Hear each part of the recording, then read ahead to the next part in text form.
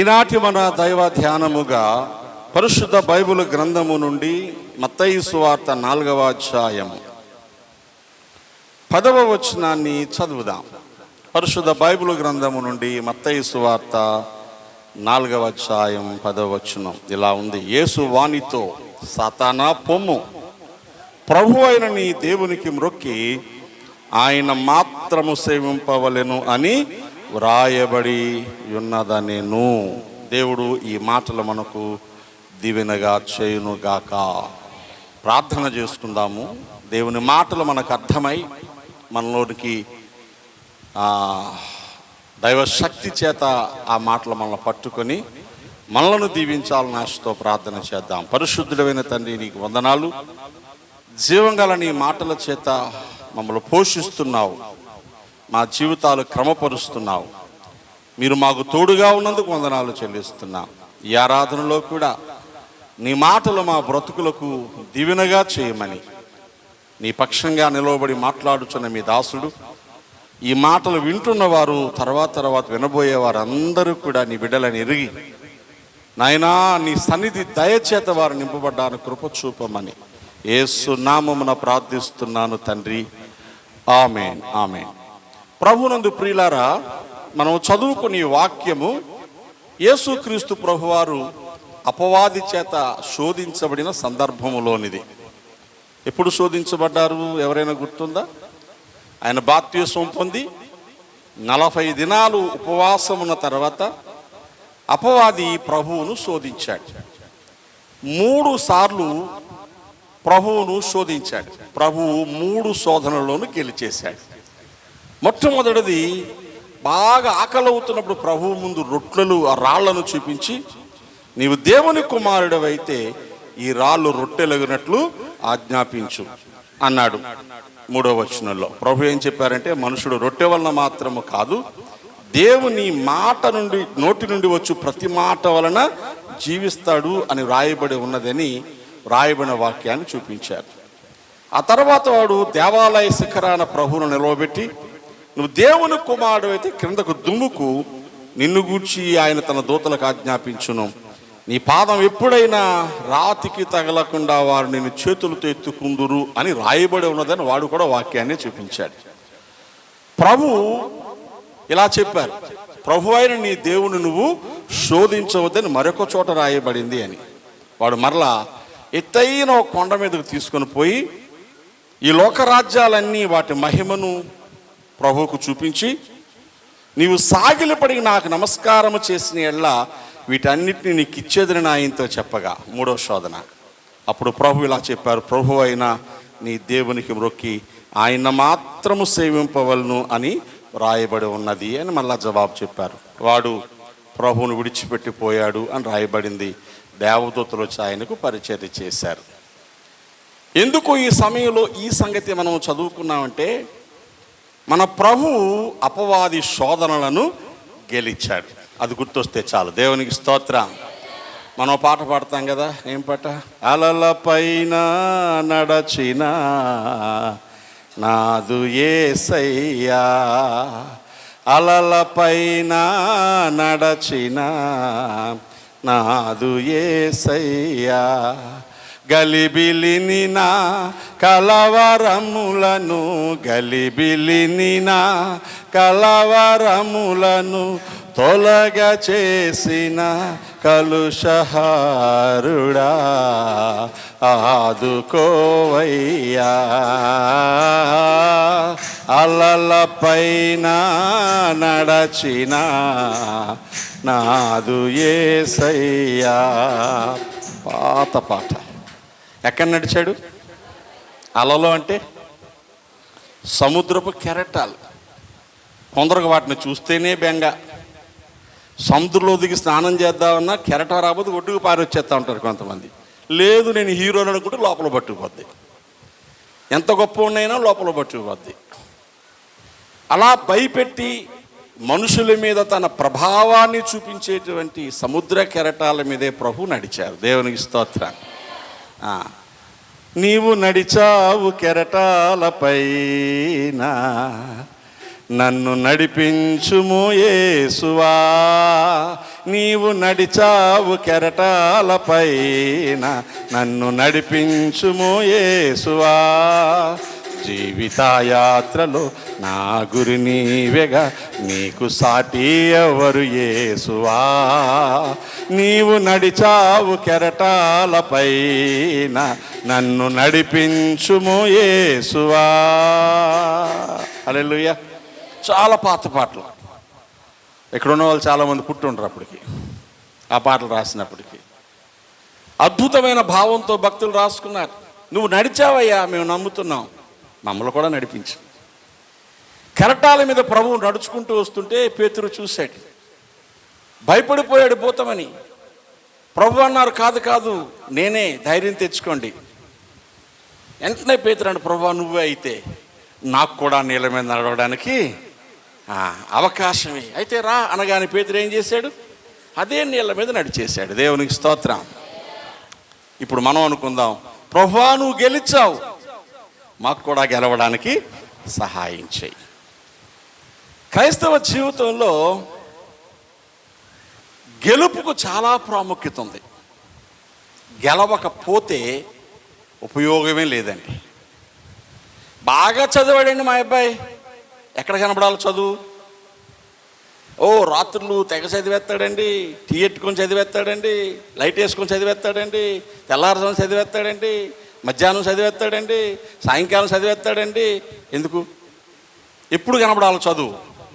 పరీక్షల్లో కనపడాలి. అంతా చదివేస్తాడండి, పరీక్షల్లో ఫెయిల్ అయిపోతాడండి. చదివినట్ట చదవలేనట్ట? నువ్వు చదివావు అన్నది ఎక్కడ కనబడుతుంది? పరీక్షల్లో మంచి మార్కులతో పాస్ అయినప్పుడు ఎస్ వీడు చదివాడండి. దేవునికి స్తోత్రం. సిబిఎస్ఈ సిలబస్లో 10th క్లాస్లో మొన్న ఎవడో 500కి 499 మార్కులు వచ్చాడు. దేవునికి స్తోత్రం.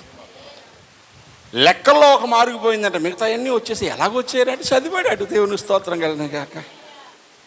కాకినాడలో ఒక అమ్మాయికి ఆంధ్రప్రదేశ్ చరిత్రలోనే 10th క్లాస్లో 600కి 600 వచ్చేసాయి.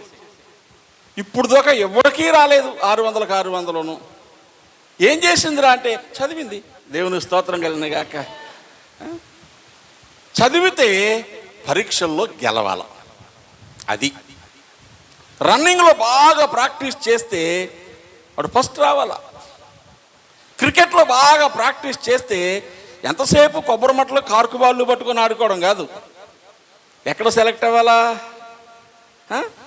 రంజీ ట్రోఫీలకో, అండర్ 19కో, లేకపోతే స్టేట్ లెవెల్కో, అవునా రైల్వేస్కో, దేనికో దాన్ని సెలెక్ట్ అవ్వాలి. మా వాడు రోజు క్రికెట్ ఆడతాడండి, ఇంట్లో డబ్బులు అన్నీ పట్టిపోయి బెట్టింగ్ ఆడేస్తాడండి, మోకాలు చెప్పి పగలగొట్టుకొని వచ్చేస్తాడండి.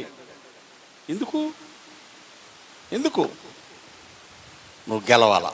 ఇప్పుడు మనం అందరం తెగ ప్రార్థనలు చేసేస్తామండి, గుడికి వచ్చేస్తామండి, పగలొచ్చేస్తామండి, రాత్రులు వచ్చేస్తామండి, మధ్యాహ్నం వచ్చేస్తామండి, క్రిస్మస్కి వచ్చేస్తామండి, గుడ్ ఫ్రైడేకి వచ్చేస్తామండి. ఎందుకు? గెలవాల. దేవునికి స్తోత్రం. గెలుపు లేని విశ్వాస జీవితం ప్రయోజనము లేదు. గెలవాలంటే మన జీవితాల్లో ఓ మంచి కోచ్ కావాలా, అవునా? బాగా పాఠాలు చెప్పేవాడు ఉంటే చదివేవాడు గెలుస్తాడు, ఆటల్లో తర్ఫీదు ఇచ్చేవాడు ఉంటే ఆడేవాడు గెలుస్తాడు, భక్తిలో మనం నడిపించేవాడు ఉంటే మనం గెలుస్తాం. ఎవరు నడిపిస్తారు? యేసయ్యే. ఇదిగో నేను జయించి తండ్రి యొక్క సింహాసనం ముందు కూర్చుండున్న ప్రకారము జయించువాన్ని నాతో పాటు నా సింహాసనం మీద కూర్చుండనిస్తానని ప్రకటన గ్రంథం 3వ అధ్యాయం 20, 21, 22 వచనాలు ప్రభువు చెప్పారు. నేను గెలిచానన్నాడా, ఓడిపోయానన్నాడా? గెలవడానికి ట్రై చేస్తానన్నాడా? మరి మనం ఏం చేయాలి?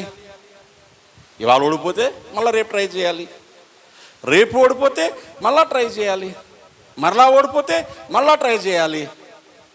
ఎప్పటిదాకా? Try and try and try until you success అన్నాడు ఒక ఆయన. ఎప్పటిదాకా? గెలిచేదాకా. ఒక రాజు యుద్ధంలో ఓడిపోయి అప్పటికే 10 సార్లు 15 సార్లు యుద్ధానికి వెళ్ళి ఓడిపోయి నా వల్ల కాదనుకొని ఇక నా బ్రతుకు అనవసరం అనుకొని ఓ పాడుబడిన ఇంట్లోకి వెళ్ళి మూల కూర్చొని ఉసూరుమని దుఃఖపడుతున్నాడంట.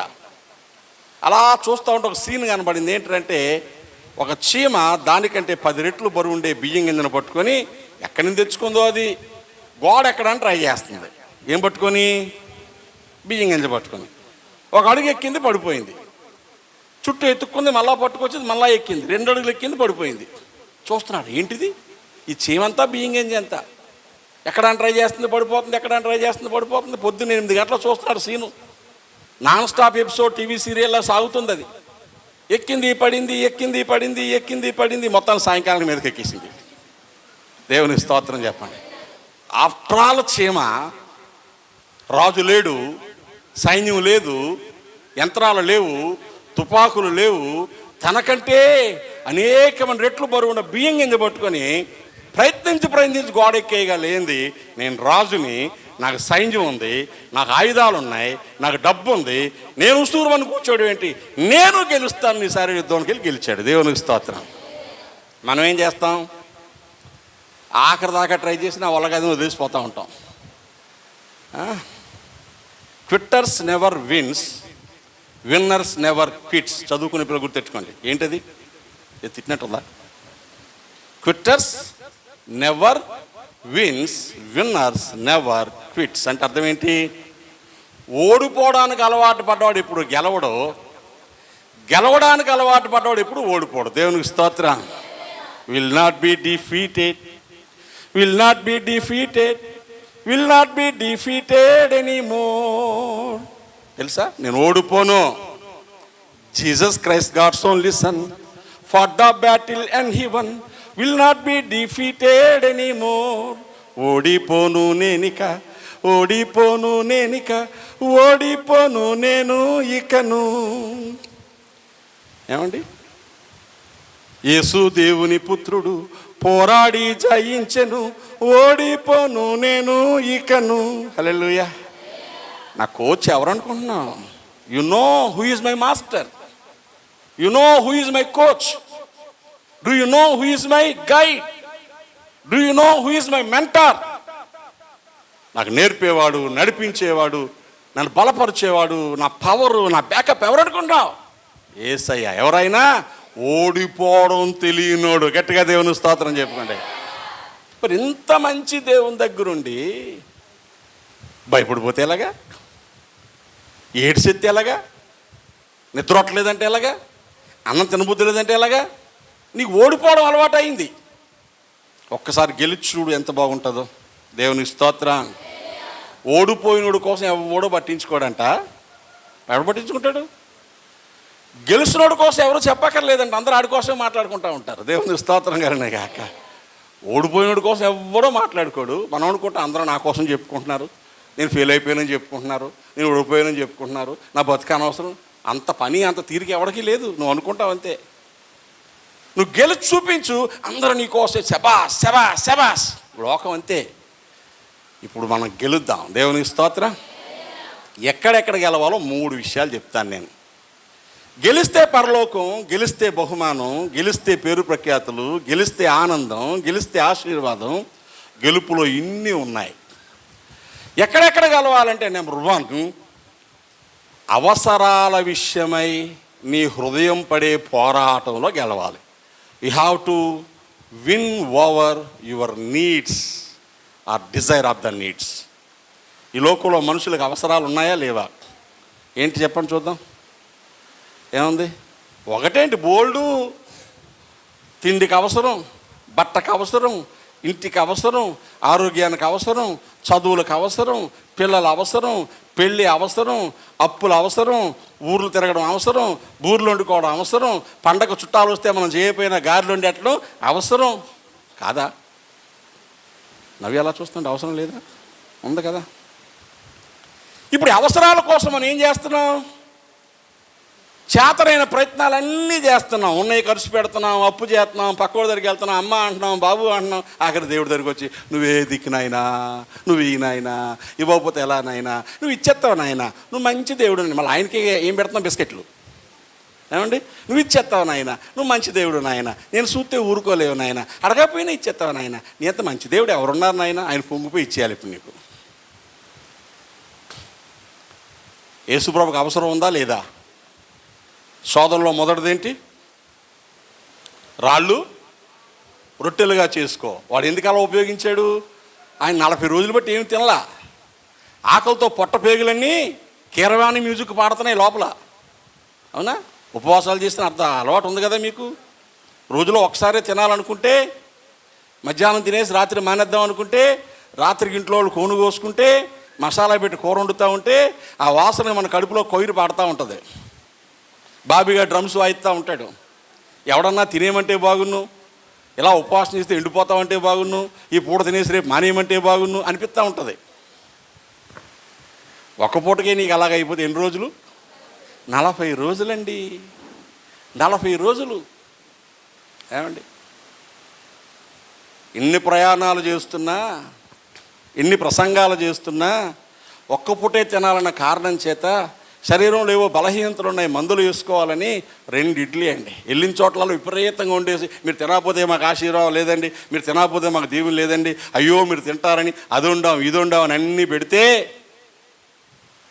మనసులో ఏమనిపిస్తూ ఉంటుంది? అమ్మమ్మ అనవసరంగా తీర్మానించుకున్నారా బాబు, కూర్చొని తినేసిన వదలిపోద్ది. పెళ్ళికి వెళ్ళినా తినలేదు, పండగలకి వెళ్ళినా తినలేదు, మీటింగ్కి వెళ్ళినా తినలేదు. మీరేమో 50 రోజులు ఉపవాసం చేసి ఆపేశారు. జనవరి 1 నుంచి ఇంకా నా ఫాస్టింగ్ కంటిన్యూ అవుతూనే ఉంది. ఎంత కష్టంగా ఉంటుందో అలాంటప్పుడు వస్తాడు. అవసరం, ఆకలి, అవసరం, డబ్బులు, అవసరం, బలహీనత, అవసరం, ఎవరినైనా అడగాల. నువ్వు దేవుని సేవకుడివే, నువ్వు దేవుని కుమారుడివే, యేసయ్యతో చెప్పు రాళ్ళు రొట్టెలు అయిపోతాయి అంటాడంట. నువ్వు దేవుని కుమారుడు అయితే కాదంటున్నావా? చూడు రాళ్ళు రొట్టెలేంట్రా నాయన, కొండ మొత్తం పిండి ముద్ద చేసేస్తాను నేను. దేవునికి స్తోత్రం కలిగినగా. ఏమండి, మా ఇంటి ముందు ఇసుక కుప్ప అంతా బేకరీ నుంచి వచ్చిన బనలు చేసేస్తాను అంటామన్నమా మనం. ప్రభు ఏం చేశాడు మరి? రే బాయ్, బ్రతకడానికి రొట్టెలుంటే చాలదురా నాయన. దేవుని నోట నుండి వచ్చి ప్రతి మాట వలన మనుషుడు బ్రతుకుతాడు. దేవునికి స్తోత్రం. బ్రతకడానికి ఏం కావాలి? రొట్టెలా, దేవుని మాటలా? లోకంలో రొట్టెలు ఉన్న వాళ్ళు చచ్చిపోతున్నారా, బ్రతుకుతున్నారా? రొట్టెలు అంటే రొట్టెలు అనుకున్నారు కనుక ఇంటి నిండా ధాన్యం ఉంటాయి, బ్యాంక్ నిండా డబ్బులు ఉంటాయి, ఒంటి నిండా ఆరోగ్యం ఉంటుంది, పుట్టుకుని చచ్చిపోతున్నారు. అలా తిండి లేక చచ్చిపోయారు ఎవరన్నా? తిండి లేక కళ్ళు పేలిపోయి చచ్చిపోయి ఎక్కడైనా నిన్నారా? తిండి తినేసి గుండె అయిపోయి చచ్చిపోతున్నారు. అవునా? బాగా తినేసి, బిర్యానీలు తినేసి, ఏమండి బాగా మాంసం తినేసి కొవ్వు పట్టి చచ్చిపోతున్నారు. అంతే, తిండి లేక ఎవరు చచ్చిపోట్లా. మీరు చెప్పండి, ఇప్పుడు చాలామంది దేవుని సంధికి వచ్చే వాళ్ళలో ఇంకా పేదోళ్ళు ఉన్నారండి, ఇంకా పూట గడవని వాళ్ళు ఉన్నారండి, ఇంకా పేదరికంలో ఉన్నారండి. రాత్రికి దేవుళ్ళలోకి వస్తే ఆస్తులు వచ్చేయు. అలాగని చచ్చిపోతున్నారండి వీళ్ళు, బతికే ఉన్నారండి. అంటే అర్థం ఏంటి? వీళ్ళకి అవసరాలున్నా బాధలున్నా కూడా దేని మీద ఆధారపడుతున్నారు? దేవుని మాట మీద. దేవునికి స్తోత్రం చెప్పుకోండి. డబ్బు మీద ఆధారపడితే బ్రతకపోవచ్చు, డాక్టర్ల మీద ఆధారపడితే బ్రతకపోవచ్చు, ఆస్తుల మీద ఆధారపడితే బ్రతకపోవచ్చు. దేవుని మాట మీద ఆధారపడ్డవాడు బ్రతికేస్తాడు. దేవునికి స్తోత్రం. కాబట్టి అవసరం వచ్చినప్పుడు ఏడ్చేయడం, కష్టం వచ్చినప్పుడు ఏడ్చేయడం. ఉన్నావా? అసలు ఉన్నావా? ఉంటే కళ్ళు మూసుకున్నావా? నన్ను ముట్టుకోకుండా బాగు చేయకుండా ఉన్నావా? మనుషులందరూ ఏమనుకుంటున్నారు? ఇంత దేవుడిని నమ్ముకుంటే ఈవిడికే జబ్బు మీద జబ్బు వచ్చేస్తుంది ఏంటి? దేవునికి స్తోత్రం కలిగిన కాక. ఎవరికి ఎక్కువ కష్టాలు వస్తాయి నీకు తెలుసా? ఎవరు ఎక్కువ పరీక్షలు రాస్తూ ఉంటారు? తెలంగాణ ఓ పిల్లకి 5 ఉద్యోగాలు వచ్చాయి. ఎన్ని 500 పరీక్షలు రాస్తే ఒక ఉద్యోగమే రావట్లేదు. ఈ పిల్ల రాసిందల్లా ఉద్యోగం వచ్చేస్తుంది. అంటే ఎంత కష్టపడిందో. ఎన్ని పరీక్షలు రాసి కనబడే ప్రతి పరీక్ష రాస్తుంది, రాసిన ప్రతిదీ పాస్ అయిపోతుంది. నేను పరీక్షే రాయను అంటే నువ్వు ఎలా పాస్ అవుతావు? ఎన్ని శ్రమలు, ఎన్ని కష్టాలు, ఎన్ని బలహీనతలు, ఎన్ని అవసరాలు నీ మీదకు వస్తే అంత రాటు తేలుతావు. దేవునికి స్తోత్రం కలిగిన గాక. అర్థం చేసుకో, కంగారు పడిపోకూడదు.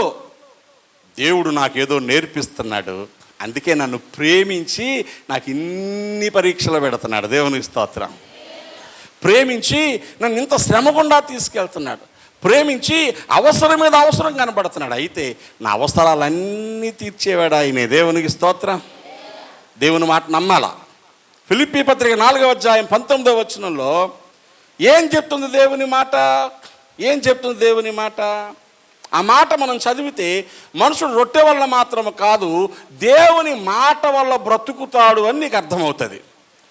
ఏముంది అక్కడ? ఫిలిప్పీ పత్రిక 4వ అధ్యాయం 19వ వచనంలో, కాగా దేవుడు తన మహిమైశ్వర్యము చొప్పున క్రీస్తు యేసునందు మహిమలో, అండర్లైన్ చేసుకోండి, మీ ప్రతి అవసరమును, అందరూ చెప్పండి, మీకు చెప్పుకోండి, నా ప్రతి అవసరమును, దేవునికి స్తోత్రం. ప్రతి అవసరము, ప్రతి అనే మాటకు అర్థం ఒకటి తీర్చి ఒకటి వదిలేస్తాడని కాదు. అన్నీ నీకు అవసరమని దేవుడు అనుకుంటే నువ్వు అడగపోయినా ఇస్తాడు. దేవునికి స్తోత్రం కలిగిన గాక. నువ్వు అవసరమని దేవుడు అనుకుంటే నువ్వు అడగకపోయినా ఇస్తాడండి. దేవునికి స్తోత్రం కలిగిన గాక. హల్లెలూయా. అది నీకు అవసరం కాకపోతే నువ్వు గుండెలు బాదుకొని ఏడ్ చేసినా, ఉపవాసాలు చేసినా, గంటల తరబడి కన్నీళ్ళ ప్రార్థన చేసినా నీకు రాదండి. ఎందుకని? నీకు అవసరం కాదని. దేవునికి స్తోత్రం కలిగిన గాక. హల్లెలూయా. ఇప్పుడు దేని మీద ఆధారపడాలి నువ్వు? కష్టం వచ్చినప్పుడు, బాధలు వచ్చినప్పుడు, భయం వేసినప్పుడు, అవసరాలు వచ్చినప్పుడు నీకు నచ్చినట్టు ప్రార్థన చేసేస్తే ఓడిపోతావు. నీ చిత్తము నెరవేరునుగాక. ఆమేన్. ఇది నాకు అవసరమేనయ్యా. యేసయ్య ఏం ప్రార్థన చేశాడు? తండ్రి, నీ చిత్తం అయితే ఈ గిన్నె నా ఎదురుడు తీసేయి అని. అయినను నా చిత్త ప్రకారము కాదు, నీ చిత్త ప్రకారమే జరిగించు. దేవునికి స్తోత్రం. తీసేస్తే బాగుంటుందని నాకు అనిపిస్తుంది, ఉంటే బాగుందని నీకు అనిపిస్తుంది. నీ ఇష్టమే చెయ్యి. గిన్నెట్టినోడు తాగడానికి ఓపిక కూడా ఇస్తాడు, భరించే ఓపిక కూడా ఇస్తాడు. దేవునికి స్తోత్రం కలిగిన గాక. హల్లెలూయా. నీకు అర్థమైతే అవసరాలు అనే దానిని మన బ్రతుకులు ఏ కోణంలో వచ్చినా, ఎంత చెట్టుకి అంత గాలి, ఏ ఫ్యామిలీకి సంబంధించిన అవసరం ఆ ఫ్యామిలీకి ఉంటుంది, ఏ జీవితానికి సంబంధించిన అవసరం ఆ జీవితానికి ఉంటుంది. నాకు అనిపించవచ్చు, ఓ దీనికైనా మీకు వచ్చింది అయితే పావు గంటలో, కానీ నీకు చాలా కష్టం. నాకు వచ్చింది నువ్వు అనుకోవచ్చు, అయ్యారు ఈ మాత్రమేనా, నేనైతే 5 నిమిషాల్లో, మీరు పావు గంట అన్నారు. కానీ ఎవడ అవసరం ఎవడ కష్టం వాడిదే. అందరి అవసరాలు తీర్చగలవాడు దేవుడు ఉన్నాడు. అందుకు మనం ఏం చేయాలి? అవసరం తీర్చబడ్డానికి ఆయన పిల్లలుగా ఉండాలి. దేవునికి స్తోత్రం కలిగిన గాక. హల్లెలూయా. ఏ తెల్లైనా తన కడుపును పుట్టిన చంటి బిడ్డను కరుణించకుండా మరచునా? ఒకవేళ వారైనా మరచుదురు కానీ, చూడు నా అరచేతుల మీద చెక్కుకున్నాను, నేను నిన్ను మరువను అని చెప్పాడు. దేవునికి స్తోత్రం. హల్లెలూయా. పొద్దుననగా పడుకోబెట్టాను పిల్లోని ఉయ్యాల్లో. ఎంత బాగా పడుకున్నాడో. పడుకొని లేచాక రేపు పొద్దున పాలిద్దాం అనుకుంటుందా? ఏం చేస్తుంది? దగ్గరికి వెళ్ళి నిద్రపోతున్నాడు బుగ్గగిల్లి లేపి, ఇంత ముద్దు నిద్రేట్రా నీకు, ఆకలే లేదేట్రా నీకు, ఇక పాలు తాగవేట్రా నువ్వు, ఇప్పుడు అనగా పాలు తాగి పడుకున్నారా, తలస్నానం చేస్తే మత్తు వచ్చేసింది అని ఆడుకొని నిద్ర లేపి పాలిస్తుంది. దేవుని స్తోత్రం చెప్పండి. అంతే. ఈ మాయదారి పిల్లడు మాటికి పాలు తాగేస్తాడు.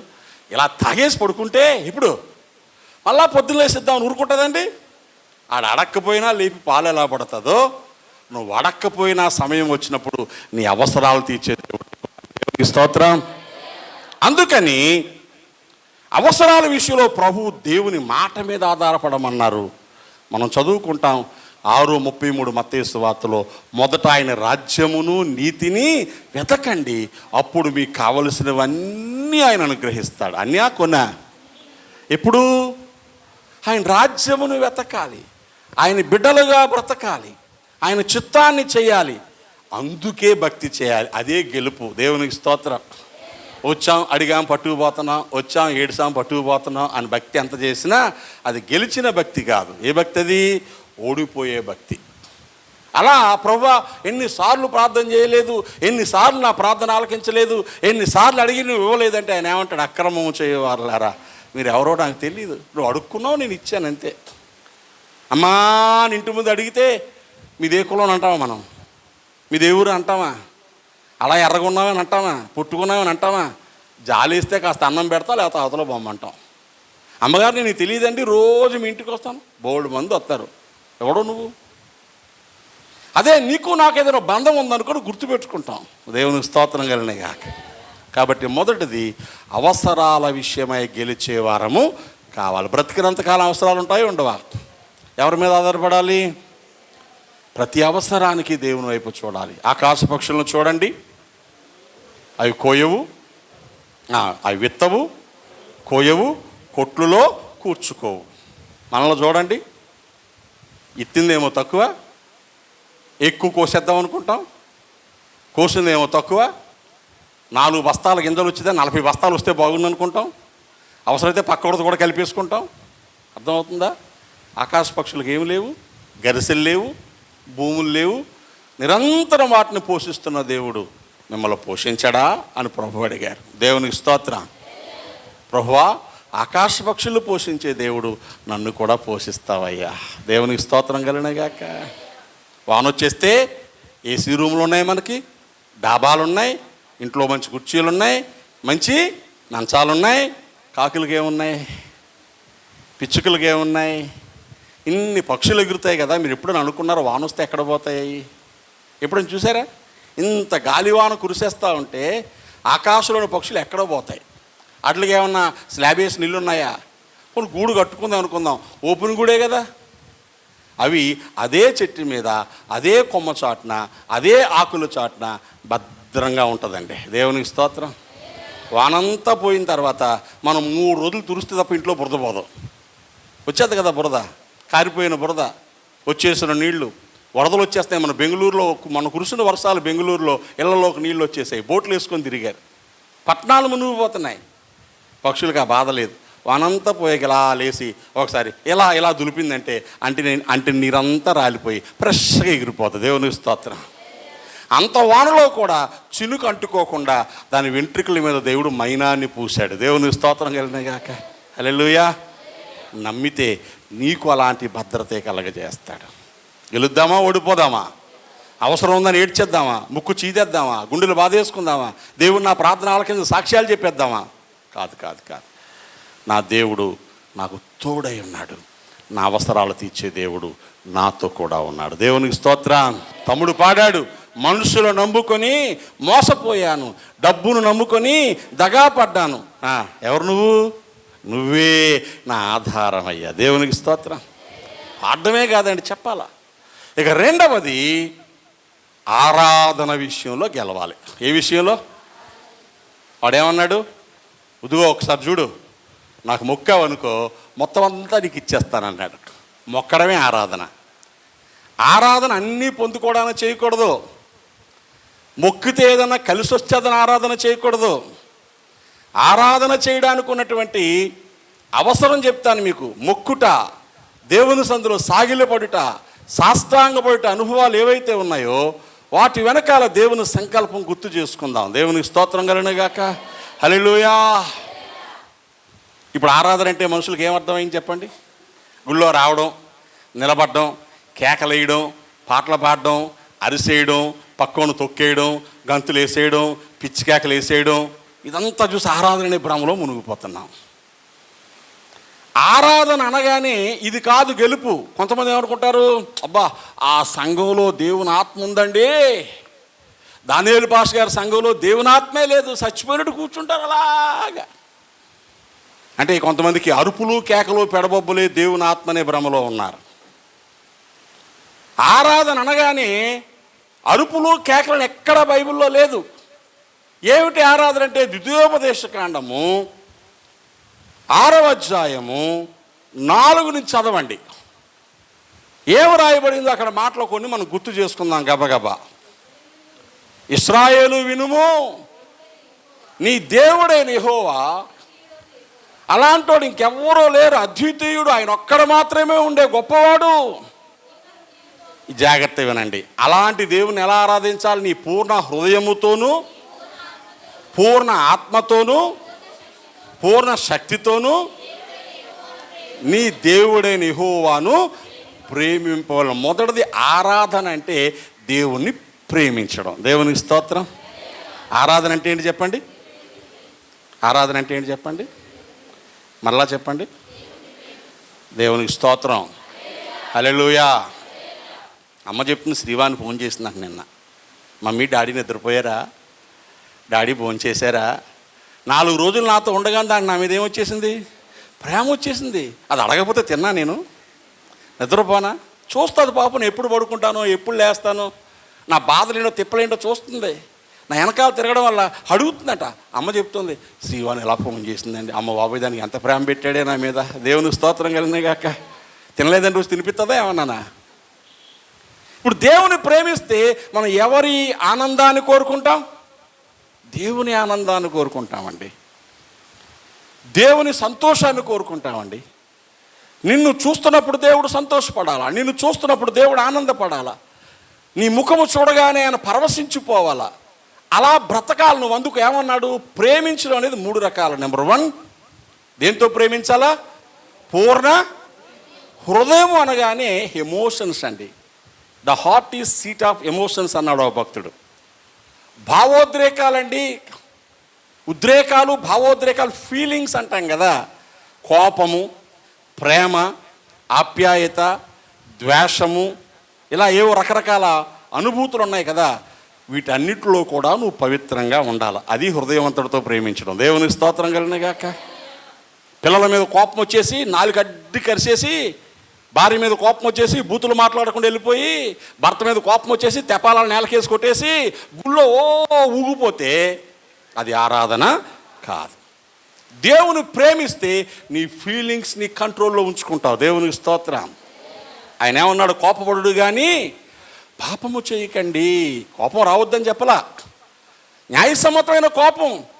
నువ్వు కన్న బిడ్డ, ఆడు చిన్నాడు, కోపం వచ్చిన తలెచ్చుకున్న అమ్మ గోడ గుద్దింది, అప్పుడు ఏమనిపించలేదు. సాయంకాలం జ్వరం వచ్చింది, పొద్దుడికి వెళ్తే తలలో రక్తం గడ్డగడింది, సాయంత్రం చచ్చిపోయాడు. నీ కోపం ఎవరిని చంపేసింది? తన కోపమే తన శత్రువు, తన శాంతమే తనకు చుట్టంబవు. అవునా? మరి దేవుడు ఏం చెప్తున్నాడు? ఇంత ఆరాధించేస్తున్నావు నువ్వు, దేవుని ఆరాధిస్తున్నావు నువ్వు, పూజ గదిలో సాంబ్రాణి వేసి బయటకు వస్తే మన ఒంటికి ఆ సాంబ్రాణి వాసన వస్తుందా రాదా? పూజ గదిలో అగరత్తులు వెలిగిస్తే అగరత్తుల వాసన ఇంట్లోకి వస్తుందా రాదా? ఇంట్లో చుట్టలో సిగరెట్లు కాల్చేస్తే బయట నుంచి వచ్చిన లోపల వాసన వస్తుందా రాదా? మరి దేవునితో ఆరాధన చేసి బయటికి వెళ్ళిన నీ దగ్గర దైవత్వం వాసన రావాలా వద్దా? ఇది కదా ఆరాధన అంటే. గెలిచావా ఓడిపోయావా? పాటల్లో పాడేసి ఆరాధన చేసేసి చప్పట్లు కొట్టేసి బయటికి వెళ్ళి అక్క మీద అలిగేసి చెల్లి మీద అలిగేసి ఇంత పిసరు ప్రేమ చూపించకుండా, అమ్మ బాగున్నట్టే నీ దైవాలు బాగానే ఉన్నావు, వచ్చినప్పుడల్లా అమ్మదారు అన్నీ పట్టుకుపోతున్నావు కదా. ఏం పట్టుకుపోయింది? నీకు ఇచ్చినట్టే ఆవిడకి కేజీ గోధుమ పిండి ఇచ్చింది అంతే. ఆ కేజీ గోధుమ పిండికి అక్క మీద అలిగేసి, కూతురు మీద అలిగేసి, చెల్లి మీద అలిగేసి ఇంత భక్తి ఎందుకు చేస్తావు? నాకు అర్థం కాదు. నువ్వు దేంతో ప్రేమించలేదు? దేవుణ్ణి హృదయముతో ప్రేమించలేదు. రెండవది ఆత్మ, స్పిరిచువల్ లైఫ్. ఆత్మ అంటే ఏంటండి? ఆధ్యాత్మిక జీవితం. శరీరానికి ఆహారం అన్నం, ఆత్మకు ఆహారం ఎవరు చెప్తారు? వాక్యం. ఇప్పుడు 3 పూట్ల అన్నం తినవచ్చు, నీకు 3 పూట్ల వాక్యం వినడం చదవడం రావాలి కదా. చదవడం రాకపోతే వినాలా, వినడం వస్తే వినాలా, చదవడం వస్తే చదవాలా. నువ్వు వాక్యం వినడానికి గుడికే రావట్లేదు, నువ్వు ఎలాగ ఆరాధన చేస్తున్నావు ఆయన్ని? ఆత్మలో వ్యాయామం ప్రార్థన కదా. ఆత్మలో ప్రేమించడం అంటే నువ్వు ప్రార్థన చేస్తూ ఉండాలి కదా. ఆత్మలో ప్రేమించడం అంటే సాక్షి జీవితాన్ని కలిగి ఉండాలి కదా. ఆత్మలో ప్రేమించడం అంటే దేవుని సేవకు ధారాళంగా ఇవ్వాలి కదా. ఆత్మలో చచ్చిపోయి ఉన్నావు, నువ్వు బెంగెట్టేసుకున్నావు. నాకు అర్థం కాదు. పూర్ణాత్మతో ఎక్కడ దేవుని ప్రేమిస్తున్నావు? ఫెయిల్ అయిపోయావు, ఓడిపోయావా. గెలవడం కోసం ఆత్మలో ఆనందించాలి. దేవుని స్తోత్రం కలిగినగాక. పూర్ణ ఆత్మతో అంటే వాక్యాన్ని ఇలా చదువుతాం కదా. యెహోవా ధర్మశాస్త్రమందు ఆనందించుచు. చూసారా చిలకల్లా ఎంత బాగా చెప్తున్నారో. వాక్యాన్ని ఎలా చదవాలా? సంతోషంగా చదవాలా. చదవకపోతే దుర్మార్గుడు అడుగుతాడు చదివావా ఇవ్వాలని. అండ్ హోంవర్క్ చేసుకురమ్మంటే ఎలా చేయాలా?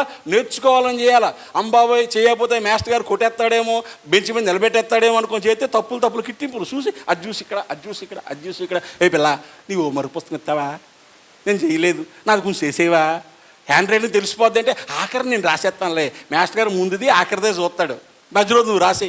ఎవరికి భయపడి చేస్తున్నావు హోంవర్క్? నువ్వు నీ కోసం కాదు కదా.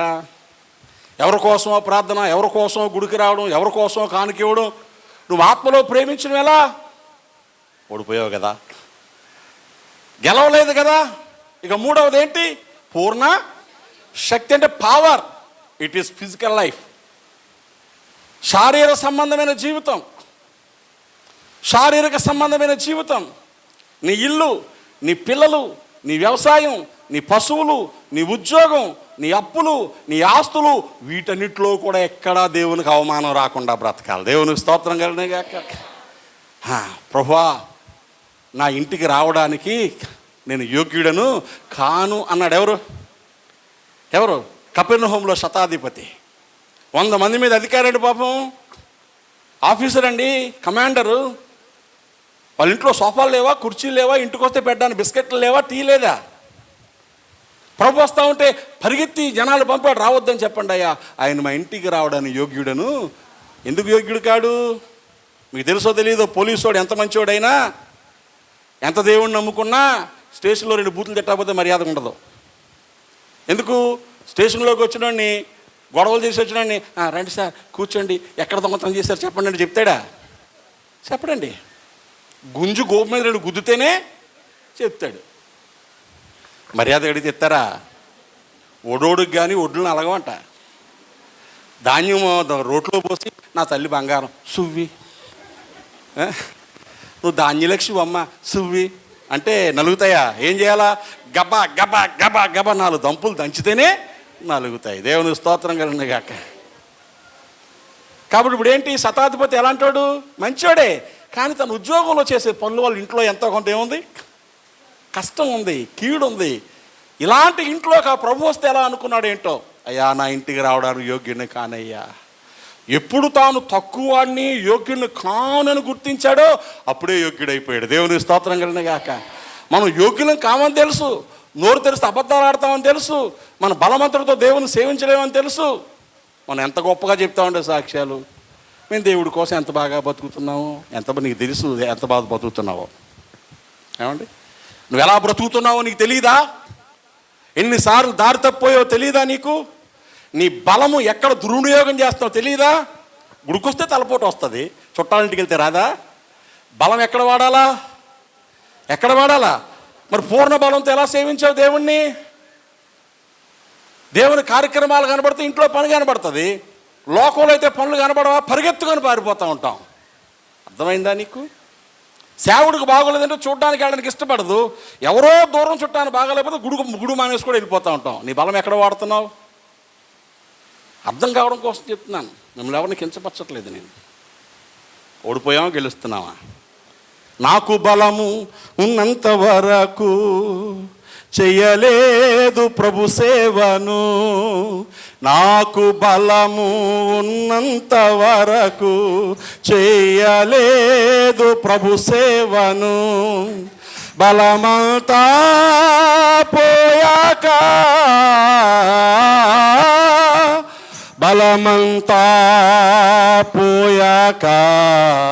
చెయ్యాలని ఉంది నీ సేవను వినిపించుచున్నది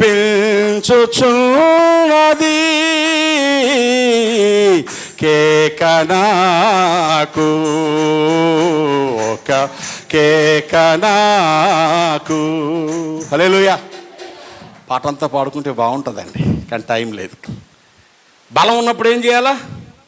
ఇలా తెలుసా మీకు? దీపం ఉండగానే, ఆరోగ్యం ఉండగానే 4 రాళ్ళు, అంటే కిడ్నీల్లో కాదు, వెనకాల వేసుకోమంటే. ఈ మధ్యలో అందరూ కిడ్నీలు వేసేసుకుంటున్నారు రాళ్ళు. ఏమండి, అకుల అత్తగారు కిడ్నీలు వేసుకుంది, ఆనంద్ భాస్కర్ గారు కిడ్నీలు వేసుకుని రాయి చిన్నదే, తీయడానికి ఉన్న రాళ్ళన్నీ అయిపోతున్నాయి. ఏమండి, ఆరోగ్యం ఉండగానే 10 రూపాయలు సంపాదించు పిల్లల కోసం, తప్పులేదు. ఆరోగ్యం ఉండగానే దేవుని కోసం చేయాల్సిన పనులు చేయి. దేవుని స్తోత్రం కలిగిన గాక. హల్లెలూయా. అమ్మ, నేను ప్రార్థన చేసినప్పుడల్లా దేవునితో చెప్తాం, ప్రభువా ఇప్పుడు మేము కొంచెం ఆరోగ్యంగా ఉన్నాం, ఇంకొన్ని సంవత్సరాలు ఈ ఆరోగ్యం ఇస్తే ఆగకుండా నీ పని చేస్తామయ్యా. పని చేయలేనంత బలహీనత వచ్చేస్తే, సాగలేనంత బలహీనత వచ్చేస్తే ఎవరి మీద ఆధారపడి బ్రతకూడదు నాయన, నీ సన్నిధికి పిలుచుకో. దేవునికి స్తోత్రం కలిగిన గాక. బలం ఉన్నంత వరకు ఏం చేయాలా? పెసలు నాయే, బొబ్బర్లు నాయే, సీపులు నాయే, కొబ్బరి బట్టలు నాయే, గేదెలు నాయే, పిడకలు నాయే. ఈ బలం అంతటితో అన్నీ నొల్లేసుకొని గూడెగ్గొట్టేసి బలవంత పోయి ఎవడు ఆదరించాలి నిన్ను? ఇది ఆరాధనేనా? బలమంతరు నీ పనులు చేసుకోవద్దంటలా, నీ పనులు నువ్వు ఎలా చేసుకుంటున్నావో దేవునికి కూడా అలాగే ప్రాధాన్యత ఇస్తేనే నువ్వు ప్రేమించినట్టు. ఇప్పుడు చెప్పండి, పూర్ణ హృదయం అంటే నీ ఫీలింగ్స్లో దేవునికి చోటు ఉండాలా? పూర్ణ ఆత్మ అంటే నీ భక్తి అలవాట్లలో దేవునికి మొదటి స్థానం ఉండాలా? పూర్ణ బలం అంటే శరీర సంబంధమైన జీవితంలో, కుటుంబంలో, పిల్లల్లో, సంపాదనలో, బలములో దేవునికి చోటు ఉండాలా. అలా ప్రేమిస్తేనే ఆరాధించినట్టు. అలా కాదండి, మొక్కెత్తాం, ఏం చేస్తాం?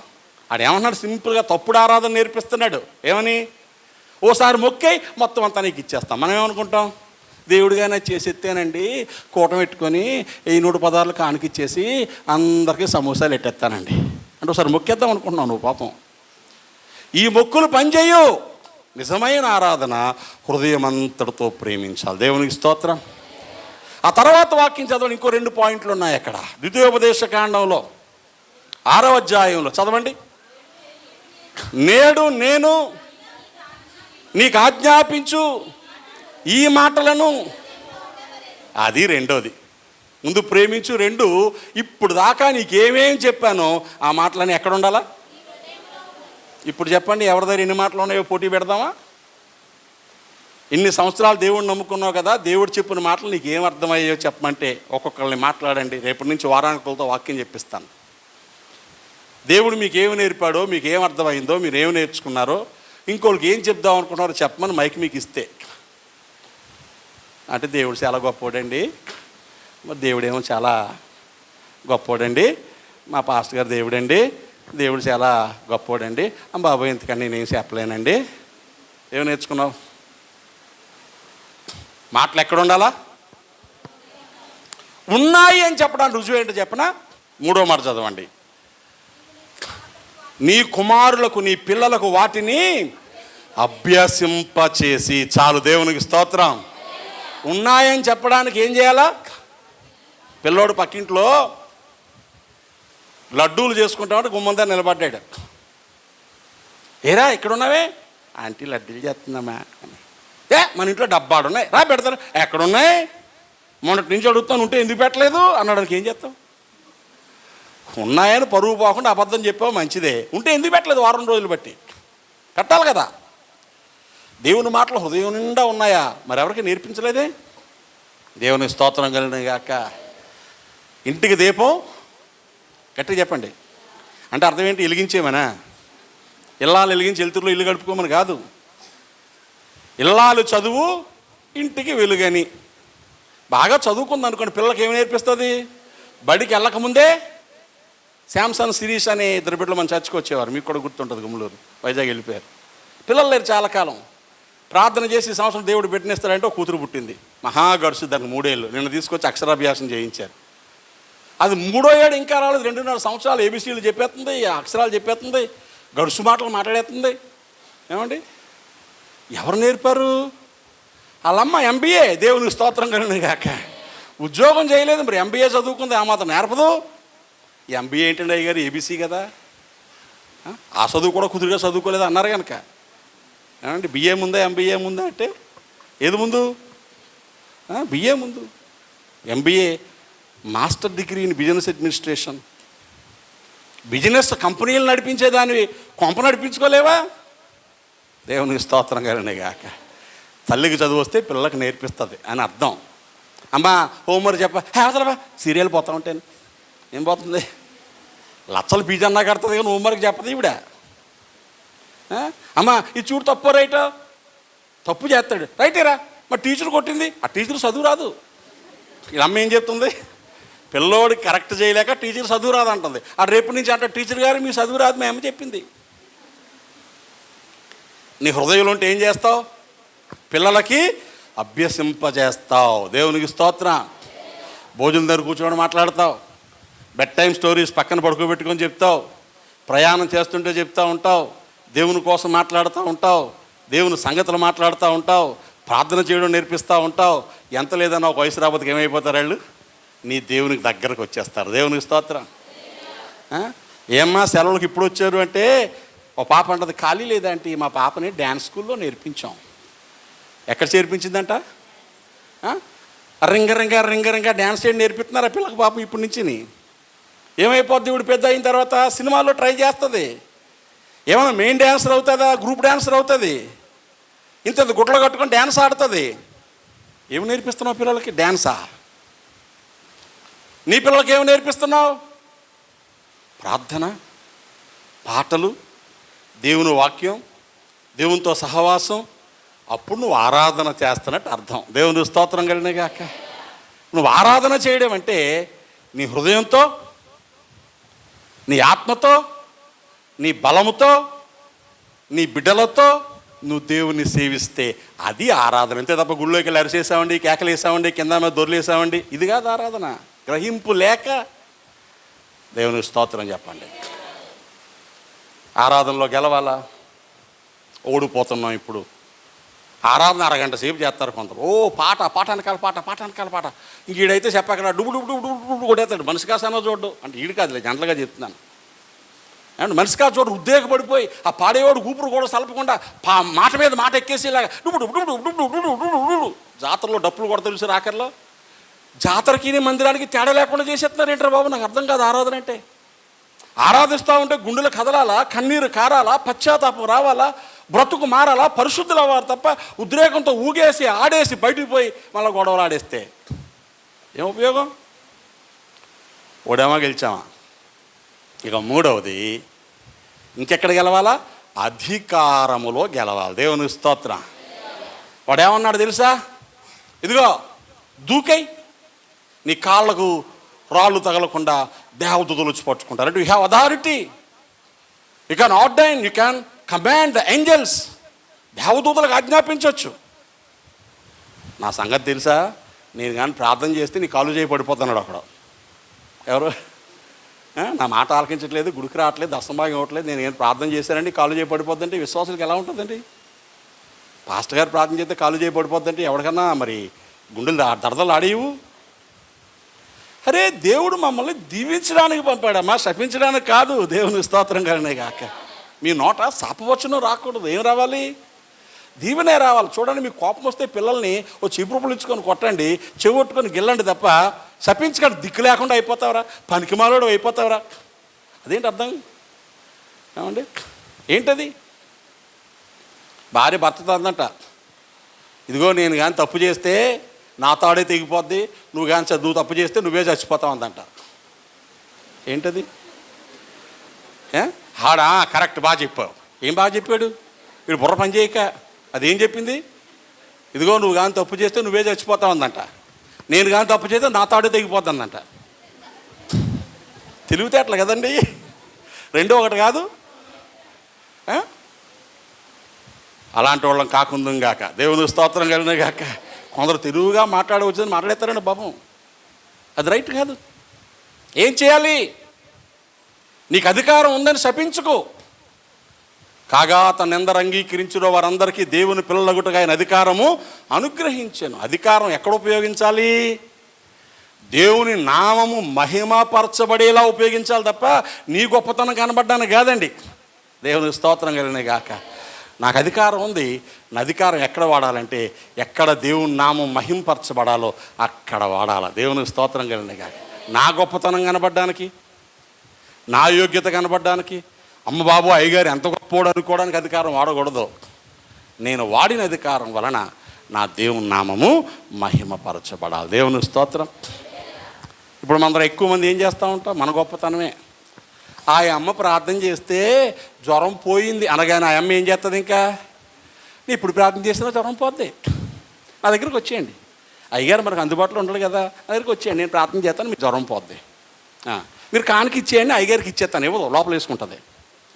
చాలా సంఘాల్లో నేను చూస్తాను అలాంటివి. దేవుడు నీకు ప్రార్థన అనే వరం ఇచ్చింది ఎందుకు అంటే అక్కడ ప్రజలకు సేవ చేసి వారిని మందిరానికి తీసుకురావాలి. దేవుని స్తోత్రం. 10 కుటుంబాలు ప్రార్థన చేయడం, మీ 10 మంది మన ఇంట్లో కూర్చొని ప్రార్థన చేసుకుందాం అనడం, మా అబ్బాయే మీ పాస్టర్ గారు అనడం, ఇలా మందిరాలు పెట్టేసిన చాలామంది ఉన్నారు. మొన్న ఊరు వెళ్ళాను, ఎన్ని చర్చలు ఉన్నాయో 130 చర్చలు ఉన్నాయంట అక్కడ. ఎన్ని? 100 మంది విశ్వాసులను సంఘాలు ఎన్ని ఉంటాయో బాబు అని అడిగాను. 10 ఉంటాయండి అయ్యారు అన్నారు. 100 దాటిన విశ్వాసుల సంఘాలు 10 ఉన్నాయంట. మిగతా 120 మంది ఎంతమంది ఉన్నారు? 120 సంఘాల్లో 50, 30, 20 ఏంట్రా అంటే ఆ ఇంటోళ్ళు, అన్నదమ్ములు, తోటికోడళ్ళు, ఆడపిల్లలు, వీళ్ళపిల్ల ఒక సంఘం. బాగుందా? ఉప్పలోప వాళ్ళ సంఘం, చొప్పా వాళ్ళ సంఘం, రాయోళ్ళ సంఘం, కిల్లాడోళ్ళ సంఘం. ఇప్పుడు మన సత్యని సంఘాలు అయిపోద్ది. బాగుందా? మన కిల్లాడోళ్ళం ఎక్కువ ఉన్నాం చర్చిలో, మనం అందరికీ సంఘం పెట్టేసుకుందాం రూబేన్ అంటే ఎవడు కాదంటాడు? అర్థమవుతుందండి? మా బొట్ట వాళ్ళతో సంఘం పెట్టేసుకుంటే ఎవడు కాదంటాడు? మనం అందరం లూదియా అందనుకో, మనం అందరం మురుకు వదలు కొడతాం, మనం కూడా మన సంఘం పెట్టేసుకుందాం అంటే ఎవడు కాదంటాడు? సంఘం అలా పెట్టుకుంటారా అండి? నీకు అధికారం ఉంది కదా అని, గుళ్ళో 10 మంది ఎక్కువ ఉన్నారు కదా అని ఎందుకు వాడకూడదు నీ అధికారాన్ని? దేవుని స్తోత్రం కలిగినగాక. ఓ చోట మీటింగ్స్ అవుతున్నాయి. నిన్న కూడా రాత్రి వాక్యం చెప్పాను నేను అక్కడికి వెళ్ళి. ఆ ముందు రోజు మీటింగ్ అవుతుంటే వచ్చేసారంట ఊరోళ్ళందరూ. చర్చిలో పెట్టుకోవాలి కానీ ఇళ్లలో మీటింగ్ పెడతారా? అర్జెంటుగా మైకులు ఆపండి. ఎన్నిసార్లు వచ్చినా పాపం సౌండ్ తగ్గిస్తున్నారు, చేస్తున్నారు. ఈసారి ఆ ఇంట్లోడు కోపం వచ్చింది. అది దేవుడు నమ్ముకోలేదు కానీ అలా ఉన్న వీడు కోపం సర్రమని లేచిపోయి, ఆపుతాను రా, రేపు నుంచి మీరు ఎక్కడైనా అయ్యప్ప భజనలు పెట్టినా, డీజే సౌండ్లు పెట్టినా కర్రిచ్చుకొని మీ బుర్రలు బద్దలు కొట్టేస్తాను నేను. రేపు గుడిదారి మీటింగ్ ఎట్లా మాట్లాడుకుందాం అన్నాడంట. మూసుకొని పోయారు. ఆ ఊరోడే అంటే వస్తే భయపడిపోతున్నాం మనం. సౌండ్ తగ్గించు అనగానే తగ్గించేస్తాం బాబు. డీజేలు పెట్టేసి గుండెలు బద్దలు కొట్టేస్తామంటే ఎవడని తగ్గించమన్నామండి? నీకు అధికారం ఎక్కడ వాడాలా? నీ గొప్పతనం చూపడానికి దేవుని నామానికి అవమానం కలిగించే చోట ఆపి, నీకెంత ఉందో ఈ ఊర్లో మాకు అంతే ఉందిరా బాబు, నువ్వెలా ఇంట్లో పూజ చేసుకుంటావు, నేను అలా ఇంట్లో ప్రార్థన చేసుకుంటాను. సౌండా నువ్వు తగ్గించి నేను తగ్గించేస్తాను. నువ్వు డీజే పెట్టచ్చు కానీ నేను బాక్సులు పెట్టుకోకూడదు. ఎక్కడి నుంచి అని వచ్చామా మేము? దమ్ము లేదా మనకి? దేవునికి స్తోత్రం కలిగినగాక. అధికారం విషయంలో కూడా మనం దేవుని ఘనపరచు వారము కావాలి, దేవుని నామాన్ని మహిమపరచాలి. కాబట్టి ప్రియులారా, ఈ ఆరాధన సమయంలో ప్రభు పాదాలు పట్టుకొని ఓ మాట చెబుదాం. అయ్యా, నువ్వు గెలిచావు, మమ్మల్ని గెలిపించు. నువ్వు నడిచావు కెరటాల మీద, మమ్మల్ని నడిపించు. నువ్వు గెలిచి సింహాసనం మీద కూర్చున్నావు, మేము నీ సింహాసనం మీద కూర్చోవడానికి మాకు సహాయం చేయి. మేము బలహీనులమే, మేము నమ్ముకున్న నువ్వు బలవంతుడు. మేము చేతగానోళ్ళమే, నువ్వు అన్ని విషయాల్లో సమర్థత గలవాడవు. దేవునికి స్తోత్రం కలిగినగా.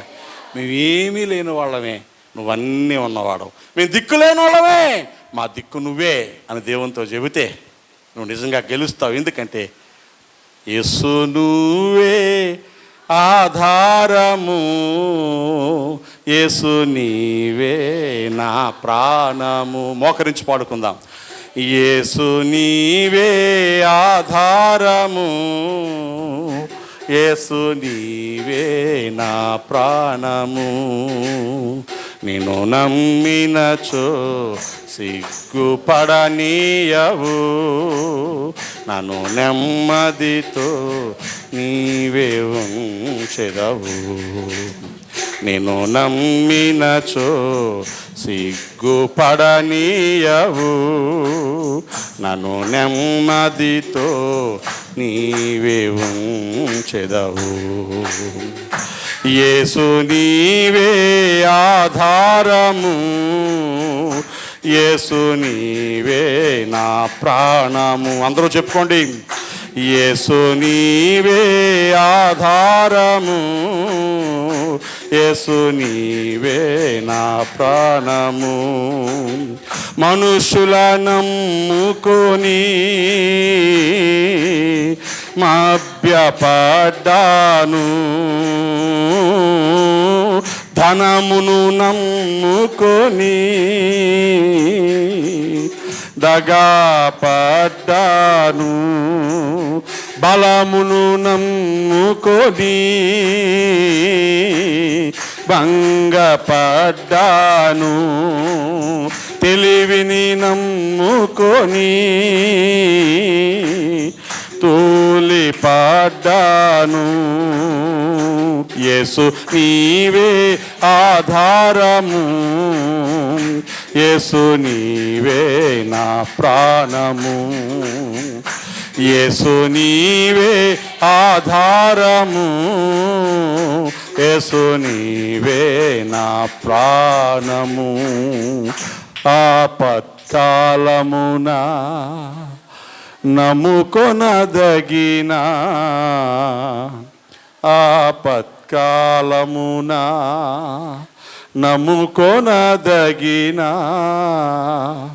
యేసు నీవే ఆధారము, యేసు నీవే నా ప్రాణము. నెమ్మదిగా చెప్పుకో. ఎవరిని నమ్మినా ప్రయోజనం లేదయ్యా. నీవు మాత్రమే నా శ్రేయస్సు కోరేవాడవు. నీవు మాత్రమే నా క్షేమాన్ని కోరే దేవుడవు. నీవు మాత్రమే నన్ను దీవించే దేవుడవు. నీవు మాత్రమే నాకు నిత్యమైన సంతోషాన్ని ఇచ్చేవాడు. అయ్యా, నిన్ను నమ్ముకొని, నీ మీద ఆధారపడి, నీకు అప్పగించుకొని, నీతో చెప్పుకొని ఆనందించడానికి దేవా నీ కృప నాకు అనుగ్రహించయ్యా. నువ్వే నా ఆధారము, నువ్వే నా ప్రాణము తండ్రి. ప్రభువా, నేను గెలవాలయ్యా. నన్ను గెలిపించు, నన్ను గెలిపించు, నన్ను గెలిపించు. ప్రార్థన చేద్దాం. పరిశుద్ధ తండ్రి, వందనాలు. నువ్వు గెలిచిన శోధనలే నేను ఎదుర్కొంటున్నాను. నీవు గెలిచినట్టుగా నన్ను గెలిపించు. జయములో ఉండే ఆ గొప్ప సంతోషం నేను అనుభవించాలి. జయించి తండ్రి యొక్క సింహాసనం ముందు నువ్వు కూర్చున్నావు. ఆ సింహాసనం నన్ను పిలుస్తున్నావు. జయశీలిగా, జయశాలిగా నన్ను చేయండి. ఈ మధ్యాహ్నం నీ మాటల చేత ధైర్యం తెచ్చుకుంటున్నాను. అవసరాలన్నింటిలో నీ మీద ఆధారపడతాను ప్రభువా. నీ మాటే నాకు సమస్తమును సమకూర్చేటువంటి ధననిధి. నేను ప్రేమించి ఆరాధిస్తాను. నీ మాటలు దాచుకొని ఆరాధిస్తాను. నా కుటుంబాన్ని, బిడ్డలను నీకోసం సిద్ధపరుస్తూ ఆరాధిస్తాను. పూర్ణ ఆత్మతో, మనస్సుతో, హృదయముతో, శరీరముతో, బలముతో సేవించడం మాకు నేర్పించు. మా అధికారము నువ్వే, ఆనందము నువ్వే. మా అధికారము నీ కొరకు వాడడం నేర్పించు. నీ రాజ్య విస్తరణ కోసం వాడడం నేర్పించు. ఈ మాటలు మాలో ఫలింపచేయమని యేసు నామమున ప్రార్థిస్తున్నాను తండ్రి. ఆమేన్, ఆమేన్, ఆమేన్, ఆమేన్. అందరూ